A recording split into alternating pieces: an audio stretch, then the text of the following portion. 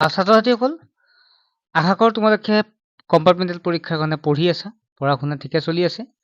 চ' আজি আমি আলোচনা কৰিম যিটো তোমালোকৰ মেথছৰ কেইটামান ইম্পৰ্টেণ্ট কুৱেশ্যন, যিকেইটা কুৱেশ্যন আমি বাছি কেনে লৈ আহিছোঁ আৰু পৰীক্ষাৰ কাৰণে এনেকুৱা প্ৰশ্ন অহাৰ সম্ভাৱনা আটাইতকৈ বেছি।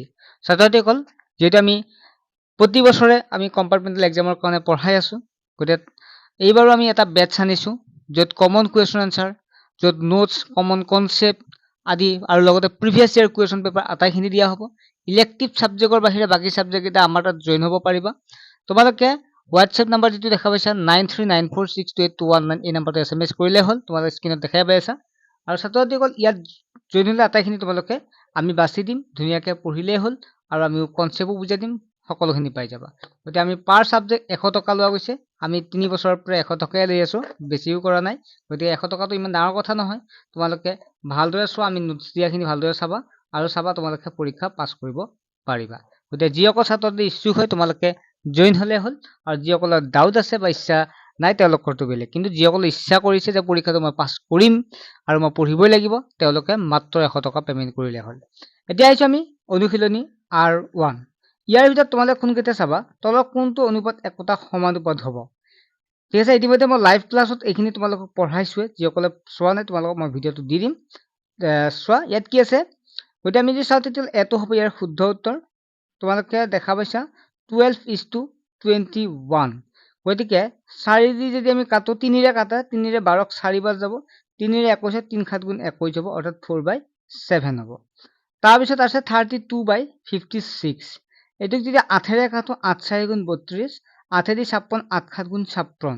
গতিকে তোমালোকে দেখা পাইছা 4/7 আৰু ইয়াতো দেখা পাইছা 4/7।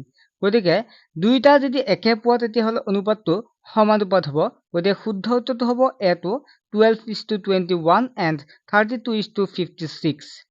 নাম্বাৰ 2, তোমালোকে এইটো চাবা যে তলৰ কোনটো সংখ্যা সমানুপাতত ক্ৰমে সমানুপাত থাকিব, আৰু ইয়াত যদি চোৱা তেতিয়াহ'লে বিটো হ'ব ইয়াৰ শুদ্ধ উত্তৰ, কাৰণ তোমালোকে দেখা পাইছা 10/20। গতিকে 10/20 আছে, ইয়াত চোৱা 10/20 আৰু 30/60। গতিকে দেখা পাইছা 10কো আমি কি কৰিব পাৰোঁ, 10/20 যদি আমি লিখোঁ তেতিয়াহ'লে আমি 10ৰে 10ক কেইবাৰ যাব, এবাৰ যাব, 10ৰে 20ক কেইবাৰ যাব, দুবাৰ যাব। ঠিক তেনেদৰে 30 আৰু 60 আছিল। গতিকে তোমালোকে গম পোৱা 30 দি 30ক এবাৰ যাব, 30 দি 60ক দুবাৰ যাব। গতিকে আমি পালোঁ 1/2 আৰু ইফালে পালোঁ 1/2। যিহেতু 1/2 1/2 দুটা পালোঁ, গতিকে এনচাৰটো হ'ব ইয়াৰে শুদ্ধ উত্তৰ, আমি বিটো হ'ব শুদ্ধ উত্তৰ, যিটো 10, 20, 30 and 60। ছাত্ৰ ছাত্ৰীসকল তোমালোকে লাইক কৰি দিবা যদি ভাল পাইছা ভিডিঅ'টো, আৰু যদি এনেকুৱা কুৱেশ্যন চালে তোমালোকে কমেণ্ট ছেকশ্যন জনাবা। কিন্তু আমি জানাই তোমালোকে গ্ৰুপত আমি 100% আমি কনচেপ্ট দিব চেষ্টা কৰিম, কিন্তু আমি ইউটিউবত আমি প্ৰায় 50% দিব চেষ্টা কৰিম। ঠিক আছে, কাৰণ সকলোখিনি ভিডিঅ' বনোৱাটো সম্ভৱ নহয়, কাৰণ সময়ো নাই। গতিকে গ্ৰুপত জইন হ'লে তোমালোকে আগতীয়াকৈ সকলোখিনি পাই যাবা। এইবিলাক মই গ্ৰুপত ইতিমধ্যে শ্বেয়াৰ কৰি দিছোঁ, যে পঢ়িব পাৰিবা। গতিকে 100 টকাটো ইমান ডাঙৰ কথা নহয়, তোমালোকে জানা। আৰু যিটো আমিও কষ্ট কৰি আছোঁ, 2 এজন ষ্টুডেণ্ট হ'লে আমাৰো ভাল। গতিকে বহুতে ক'ব পাৰে এডভাৰটাইজ কৰিছে, হয়, কাৰণ আমি এইটো ল'ৰা ছোৱালীৰ সুবিধা হ'ব, লগতে আমাৰো সুবিধা হ'ব। ঠিক আছে, প্ৰতিটো কষ্টতে এটা বিনিময় লাগে, হয় নে নহয়? গতিকে যিসকলে ভাবি আছা বেয়া পাইছা, তোমালোক সেইকাৰণে মই কৈ থলোঁ। 3 নম্বৰ প্ৰশ্নটো খালী ঠাই পূৰ কৰা, এইটো চাবা তোমালোকে।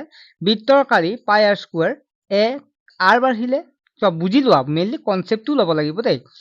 যদি বৃত্তৰ কালি হৈছে পাই আৰ স্কুৱাৰ, আমি জানো পাই আৰ স্কুৱাৰ হৈছে বৃত্তৰ কালি, সৰুৰ পৰা পঢ়ি আছো, হয় নহয়? যদি আৰ কমে তেন্তে কি হ'ব? যদি আৰ মানে কালি মানে কিমান ঠাই ঘূৰি আছে, এইটো বৃত্তত চোৱা আৰটো যদি বাঢ়ি যায়, এইটো আৰ হয় নে নহয়? এইটো আৰ যদি মানে কি যে বৃত্তৰ ব্যাসাৰ্ধ কেন্দ্ৰৰ পৰা যিটো পৰিধিলৈকে টানা যিডাল ৰেখা বা ৰশ্মি, এইডালে হৈছে, বা ৰেখাখণ্ডই হওক যি বুলি কয়, এইডালে হৈছে বৃত্তৰ ব্যাসাৰ্ধ।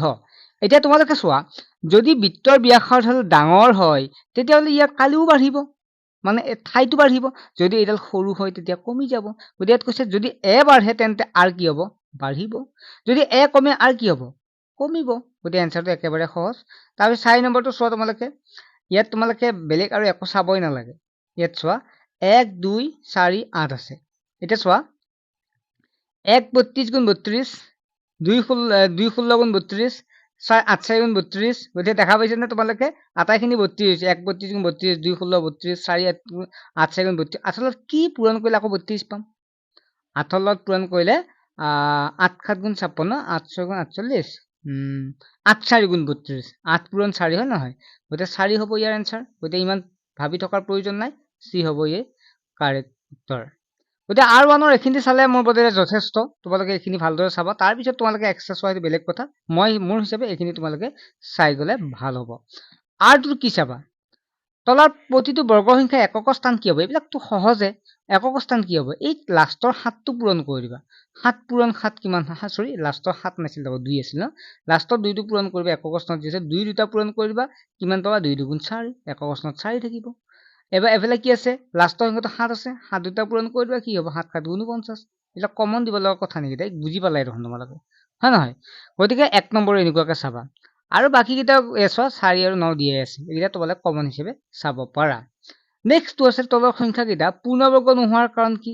আমি জানো ইয়াত লিখিলে হ'ল 7 থাকিলে পূৰ্ণবৰ্গ নহয়। প্ৰশ্নত তেনেকুৱা যি দিলেও তেনেকুৱাই লিখিবা, যে যদি 7 থাকে, 2 থাকে, তাৰপিছত 3 থাকে আৰু 8 থাকে, তেতিয়া পূৰ্ণবৰ্গ নহয়। এতিয়া তোমালোকৰ 0 থাকিলে পূৰ্ণবৰ্গ হ'বনে নহয়। যদি অযুগ্ম 0 থাকে, মানে 1টা থাকে, 3টা থাকে, 5টা থাকে, 7টা থাকে, 9টা থাকে, 11টা থাকে, 13টা থাকে, কৈয়ে থাকিব পাৰো, হয় নহয়, তেতিয়াও কি নহয়, এই পূৰ্ণবৰ্গ নহয়। গতিকে অযুগ্ম সংখ্যা থাকিলে ই পূৰ্ণবৰ্গ নহয়, ঠিক আছে। গতিকে অযুগ্ম 0 থকাৰ বাবে ই পূৰ্ণবৰ্গ নহয় বুলি লিখিলে হ'ল। ইয়াত লিখাই আছে, এনচাৰটো দিয়ে আছে, গ্ৰুপত মই দি আছো। একক স্থানত 7 থাকিলে পূৰ্ণবৰ্গ নহয়। পূৰ্ণবৰ্গ হ'বলৈ হ'লে সোঁফালে 2টা 0 একেলগে থাকিব লাগিব। গতিকে সোঁফালে নাই, সংখ্যাও লিখিব পাৰা, বা অযুগ্ম সংখ্যা থকাৰ কাৰণে, অযুগ্ম 0 থকাৰ বাবেও নহয়, তেনেকৈ লিখিলেও ভুল নহয়। 3 নম্বৰ প্ৰশ্নটো আছিল তলৰ সংখ্যাকেইটা বৰ্গ কিমান। বৰ্গ মানে কি আছে, যিকোনো সংখ্যা দিলে বৰ্গ উলিয়াব দিলে তোমালোকে সংখ্যাটো দুবাৰ পূৰণ কৰি দিবা। 19 আছে, 19 দুবাৰ পূৰণ কৰিবা, 19 19 361, 37 37 দুটা পূৰণ কৰি 1369। এতিয়া যে কোনোবাই যে পৰীক্ষা দি দে যে 15 বৰ্গ উলিওৱা, ছাৰ কিতাপত এইটোতো প্ৰশ্ন কিতাপত নাছিল, এইটোতো বাহিৰৰ পৰা আহিছে, তেনেকুৱা নহয়, কনচেপ্ট একে। বৰ্গ বুলি ক'লে বুজি পাব লাগিব যে কি সংখ্যা আছে, ডাঙৰ কথা নহয়, তোমালোকে গম পাব বৰ্গ মানে কি। বৰ্গ মানে 2টা সংখ্যা পূৰণ, সেইটো এনচাৰ লিখিলে তোমালোকে হৈ যাব, ঠিক আছে। এইখিনি অলপ কষ্ট কৰি পঢ়া দেই ছাত্ৰ ছাত্ৰীসকল, কিয় জানে, তোমালোকৰ যে অলপমান কষ্টৰ যদি নকৰা, তেতিয়াহ'লে আকৌ এবছৰ পঢ়িব লাগিব, 6টা ছাবজেক্টে পৰীক্ষা দিব লাগিব। গতিকে অলপমান কষ্ট কৰা। তোমালোকে যিখিনি কষ্ট পাইছা আমি গম পাইছো, কাৰণ পৰীক্ষা এটা বেয়া হলে কিমানখিনি মানুহক ডাউন দিয়ে। গতিকে সেই মানুহখিনিক তোমালোকে দেখাই দিয়া যে তোমালোকক কোনো তেনেকুৱা নহয় যে তোমালোক নোৱাৰা ষ্টুডেণ্ট নহয়, দেখাই দিয়া তোমালোকে এটা চান্স পাইছা। গতিকে সেই চান্সটো সৎ ব্যৱহাৰ কৰিব চেষ্টা কৰা। নেক্সট আহিল মৌলিক উৎপাদক বিশ্লেষণ পদ্ধতি বৰ্গমূল কৰা। কোনে চোৱা নাই ভিডিঅ' এইটো, মইতো এইটো কৈয়ে আছো, ভিডিঅ' দিয়ে আছো। গতিকে তোমালোকে তথাপিতো মই বুজাই দিছো। 1764, লাষ্টত 2 থাকিলে 2ৰে হৰণ যাব, 2 দি 16 8 বাৰ যাব, 2 4 2 8 গুণ 16, 1 ৰল 17 আছিল, 1 ৰল হ'ব নহয়, 16 হ'ল, আকৌ 2 8 গুণ 16, 2ৰে 4 2বাৰ, আকৌ 2ৰে 8ক 4 বাৰ, 2ৰে 8ক 4 বাৰ, 2ৰে 2 এবাৰ। আকৌ এতিয়া তোমালোকে ভাবিছা এইটো কিহেৰে যাব, 2টো নাই। মই তোমালোকক ইতিমধ্যে কৈ থৈছিলো 1 4 4 যদি থাকে সংখ্যাটো যোগ কৰি চোৱাচোন, 4 4 8, 8 1 9, 9টো 3ৰে হৰণ যায়। যদি 9 3ৰে হৰণ যায়, এই সংখ্যাটো কিহেৰে হৰণ যাব, 3ৰে হৰণ যাব।